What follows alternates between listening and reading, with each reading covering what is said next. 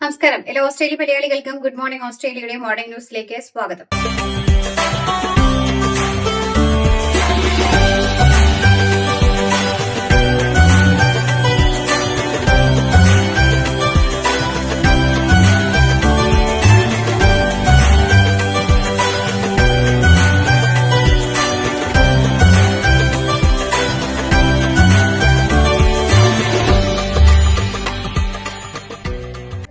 Australian പരിസ്ഥിതി സംരക്ഷണ bill ആഭ്യന്തരമന്ത്രി ടോണി ബഗ് പാർലമെന്റിൽ അവതരിപ്പിച്ചു. പരിസ്ഥിതി സംരക്ഷണത്തിനോടൊപ്പം പ്രധാന പദ്ധതികളുടെ ആസൂത്രണവും അനുമതികളും ത്വരിതപ്പെടുത്തുന്ന പരിപാടികൾ ബില്ലിൽ ഉൾപ്പെടുന്നുണ്ട്.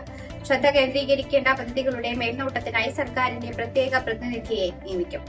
അതേസമയം വംശനാശം നേരിടുന്ന ജീവികളെ സംരക്ഷിക്കുവാൻ ഫെഡറൽ സർക്കാർ ശ്രമിക്കുന്നില്ലെന്ന് ആരോപിച്ച് പ്രതിപക്ഷം രംഗത്തെത്തി.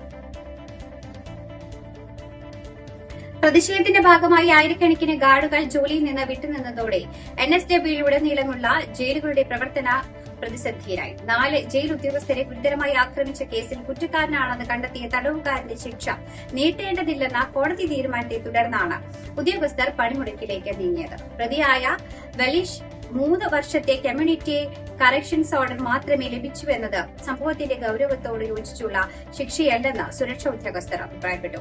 പ്രതിഷേധത്തെ തുടർന്ന് കറക്റ്റീവ് സർവീസ് NSW അധികൃതർ സ്ഥിതിഗതികൾ നിരീക്ഷിച്ച് ആവശ്യമായ നടപടി സ്വീകരിക്കുന്നതായി അറിയിച്ചു. തൊഴിലാളികളുടെ സുരക്ഷ ഉറപ്പാക്കുവാൻ സർക്കാർ വേഗത്തിൽ ഇടപെടണമെന്ന് സംഘടന ആവശ്യപ്പെട്ടു. മെൽബൺ ഫെൻട്രി ഗലിയിൽ ക്രിക്കറ്റ് പരിശീലനത്തിനിടെ പന്തുകൊണ്ട് പരിക്കേറ്റ് ചികിത്സയിലായിരുന്ന കൌമാരതാരം മരിച്ചു. ക്രിക്കറ്റ് നെറ്റ്സിൽ പരിശീലനം നടത്തുന്നതിനിടെ ചൊവ്വാഴ്ചയാണ് 17കാരനായ ബെൻ ഓസ്റ്റിന് പരിക്കേറ്റത്. തീവ്രപരിചരണ വിഭാഗത്തിൽ ചികിത്സയിലായിരുന്ന ഓസ്റ്റിൻ വ്യാഴാഴ്ച മരണത്തിന് കീഴടങ്ങുകയായിരുന്നു. ഫെൻട്രി ഗലി ക്രിക്കറ്റ് ക്ലബിന്റെ താരമായിരുന്ന ബെൻ ഓസ്റ്റിൻ 2020 മത്സരത്തിന് മുന്നോടിയായി നെറ്റ്സിൽ പരിശീലനം നടത്തുന്നതിനിടെയായിരുന്നു ദാരുണ സംഭവം. പാഞ്ഞെത്തിയ പന്ത് ഓസ്റ്റിന്റെ തലയ്ക്കും കഴുത്തിനും ഇടയിലുള്ള ഭാഗത്ത് ഇടിക്കുകയായിരുന്നു. ഓസ്റ്റിൻ ഹെൽമറ്റ് ധരിച്ചിരുന്നു. സ്ഥലത്ത് ബോധരഹിതനായി വീണ കുട്ടിയെ ഉടൻ മൊബൈൽ ICU ആംബുലൻസിൽ ആശുപത്രിയിലേക്ക് കൊണ്ടുപോയി. ഓട്ടോമാറ്റിക് മെഷീനിൽ നിന്ന് പന്തെറിഞ്ഞാണ് പരിശീലനം നടത്തിയതെന്നാണ് വിവരം. ഗാലറി എക്സിൽ ഓസ്ട്രേലിയൻ ഹൈക്കമ്മീഷന്റെയും ഫാഷൻ ഡിസൈനിംഗ് കൌൺസിൽ ഓഫ് ഇന്ത്യയുടെയും സംയുക്താഭിമുഖ്യത്തിൽ ഒരുക്കിയ കണക്ഷൻ ടു കൺട്രി എക്സിബിഷൻ ശ്രദ്ധേയമായി. ഓസ്ട്രേലിയൻ ആദിമ ജനതയുടെ കലാചാരുതയിൽ തയ്യാറാക്കിയ കിരികിൻ ഫാഷൻ വസ്ത്രങ്ങളെ ഇന്ത്യൻ ജനതയ്ക്ക് മുന്നിൽ പരിചയപ്പെടുത്തുന്നതായിരുന്നു connection to country exhibition. Australian ആദിമ ജനതയുടെ കഥകളും കലാവാസനയുമാണ് കിരികിൻ എന്ന ഡിസൈൻ ലാബിൽ തയ്യാറാക്കിയ അലങ്കാര ഫാഷൻ വസ്ത്രങ്ങളുടെ ഭാഗമായത്. ഡൽഹിയിൽ സംഘടിപ്പിച്ച എക്സിബിഷൻ പരിപാടിയിൽ വിവിധ ഭാഗങ്ങളിൽ നിന്ന് 100 കണക്കിന് ആൾക്കാരാണ് കാണികളായി എത്തിയത്. സ്കാർഫുകൾ, ടോപ്പുകൾ, ഗൌണുകൾ തുടങ്ങി റാമ്പിലെത്തിയ എല്ലാ വസ്ത്രങ്ങളും കാണികളുടെ മനം കവരുന്നതായിരുന്നു. സൌത്ത് ഓസ്ട്രേലിയയിൽ 4 വയസ്സുകാരൻ ഗസ് ലെമോണ്ടിനെ കാണാതായ സംഭവത്തിൽ ഡാമിന്റെ ഭാഗങ്ങൾ വറ്റിച്ച് തിരച്ചിൽ തുടരുവാൻ പോലീസ്. കഴിഞ്ഞ 1 മാസമായി തുടങ്ങിയ വ്യാപകമായ തിരച്ചിലിൽ വിവിധയിടങ്ങളിൽ അന്വേഷണം നടത്തിയെങ്കിലും കുട്ടിയെക്കുറിച്ചുള്ള ഒരു സൂചനയും ലഭിച്ചിരുന്നില്ല. സ്വകാര്യ വസ്തുവിന്റെ ഭാഗമായി വരുന്ന അണക്കെട്ട് ഇന്ന് തൊഴിലാളികൾ ഉപയോഗിച്ച് വൃത്തിയാക്കി പരിശോധന നടത്തും. സെപ്റ്റംബർ 27-ന് യുണ്ടയിൽ നിന്ന് ഏകദേശം 40 കിലോമീറ്റർ തെക്ക് സ്ഥിതി ചെയ്യുന്ന ഓക്ക് പാർക്ക് സ്റ്റേഷന് പുറത്ത് കളിച്ചുകൊണ്ടിരിക്കെ ഗസിനെ അവസാനമായി കണ്ടത് അപ്പോഴാണ്. ഗ്രേറ്റ് വെസ്റ്റേൺ കേരള സിഡ്നി സംഘത്തിന്റെ സെക്രട്ടറിയും Blacktown Saint Alphonsa Syro Malabar കാത്തോലിക്ക പള്ളി അംഗവുമായിരുന്ന സ്റ്റാനി ജോസ് അന്തരിച്ചു. 47 വയസ്സായിരുന്നു. പടിഞ്ഞാറൻ സിഡ്നിയിലെ പ്ലംപ്ടൺ സ്വദേശിയായ സ്റ്റാനി ജോസ് രോഗബാധിതനായി ചികിത്സയിലായിരുന്നു. ഒക്ടോബർ 21-നാണ് അദ്ദേഹം മരണമടഞ്ഞത്. ഇന്ന് രാവിലെ 10:30-ന് സെന്റ് മൈക്കിൾസ് കത്തോലിക്ക പള്ളി ബ്ലാക്ക് ടൗൺ പള്ളിയിൽ പൊതുദർശനവും ചടങ്ങുകളും നടക്കും. പൊതുദർശനത്തിന് ശേഷം ഉച്ചയ്ക്ക് 12:30-ന് Rouse Hill Castlebrook Memorial പാർക്കിൽ സംസ്കാര ചടങ്ങുകൾ നടക്കും. ജോയ്സ് ജോർജ് ആണ് ഭാര്യ. മക്കൾ ഡെന്നീസ്, ഡെൽവിൻ എന്നിവരാണ്. വനിതാ ഏകദിന ലോകകപ്പ് ക്രിക്കറ്റിൽ ചരിത്ര വിജയവുമായി ഇന്ത്യ ഫൈനലിൽ. വനിതാ ഏകദിന ലോകകപ്പ് ചരിത്രത്തിലെ ഏറ്റവും ഉയർന്ന സ്കോർ പിന്തുടർന്ന് വിജയിച്ച് ഇന്ത്യ കലാശപ്പോരിന് യോഗ്യത നേടിയത്.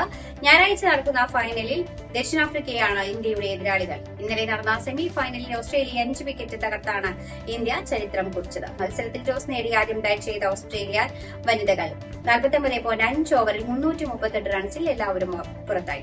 മറുപടി ബാറ്റിംഗിൽ ഇന്ത്യൻ വനിതകൾ 48.3 ഓവറിൽ 5 വിക്കറ്റ് നഷ്ടത്തിൽ ലക്ഷ്യസ്ഥാനം കണ്ടു. സെഞ്ചുറിയുമായി പുറത്താകാതിരുന്ന ജമീമ റോഡ്രിഗസിന്റെയും 89 റൺസ് എടുത്ത ക്യാപ്റ്റൻ ഹർമീത് പ്രീത് കൌറിന്റെയും വീരോചിത പോരാട്ടമാണ് ഇന്ത്യൻ വിജയത്തിന് കാരണമായത്. നമസ്കാരം, ഞാൻ സിംഗർ മിന്നിനി. 2025 നവംബർ 22 മെൽബൺ വില്യംസ്റ്റൺ ടൗൺ ഹാളിൽ വെച്ച് ഒരു സംഗീത നൃത്ത കലാപരിപാടി അവതരിപ്പിക്കുവാൻ ഞാൻ വരുന്നുണ്ട്. എന്നോടൊപ്പം പ്രഗത്ഭരായ മറ്റ് ഗായികമാരും പങ്കെടുക്കുന്ന ഈ സംഗീത നിശ നിങ്ങളെല്ലാവരും കുടുംബസമേതം വന്ന് ഈ പരിപാടിയെ വിജയകരമാക്കി തരണമെന്ന് അഭ്യർത്ഥിക്കുന്നു, പ്രതീക്ഷിക്കുന്നു. സ്നേഹത്തോടെ എല്ലാവരെയും ഒരിക്കൽ കൂടി സ്വാഗതം ചെയ്യുന്നു. അടുത്ത ചീഫ് ജസ്റ്റിസ് ഓഫ് ഇന്ത്യയായി ജസ്റ്റിസ് സൂര്യകാന്തിനെ നിയമിച്ചു. അടുത്ത മാസം 24 സത്യപ്രതിജ്ഞ ചെയ്യും. ഇത് സംബന്ധിച്ച് രാഷ്ട്രപതി നിയമന ഉത്തരവ് പുറത്തിറക്കി. നിലവിലെ ചീഫ് ജസ്റ്റിസ് BR ഗവായ് വിരമിക്കുന്നതോടെയാണ് നിയമനം. 53ാമത് ചീഫ് ജസ്റ്റിസ് ആയിരിക്കും ജസ്റ്റിസ് സൂര്യകാന്ത്. 2027 ഫെബ്രുവരി 9 കാലാവധി. ജോലി ചെയ്ത പണം കിട്ടാൻ മുൻ വിദ്യാഭ്യാസ മന്ത്രിയോട് സംസാരിക്കണമെന്ന് ആവശ്യപ്പെട്ട് മുംബൈയിൽ 17 കുട്ടികളെ ബന്ദിയാക്കിയ യുവാവ് മരിച്ചു.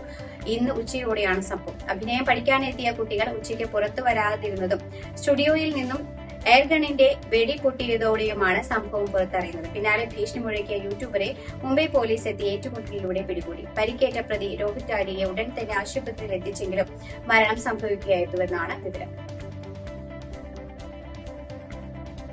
ബീഹാറിൽ തെരഞ്ഞെടുപ്പ് പ്രചരണത്തിനിടെ ഉണ്ടായ വെടിവെപ്പിൽ ജൻ സുരാജ് പാർട്ടി പ്രവർത്തകൻ കൊല്ലപ്പെട്ടു. ദുല്ലാൻ ചന്ദ് യാദവ് എന്ന ആളാണ് കൊല്ലപ്പെട്ടത്. പട്നയിലെ മൊക്കാവ മേഖലയിൽ വാഹന റാലിക്കിടെ കാറിൽ വെച്ചാണ് ഇയാൾക്ക് വെടിയേറ്റത്. വാഹന റാലി കടന്നു പോകുന്നതിനിടെ ഇരുഭാഗത്തു നിന്നും വെടിവെപ്പുണ്ടായി എന്നാണ് പോലീസ് പറയുന്നത്.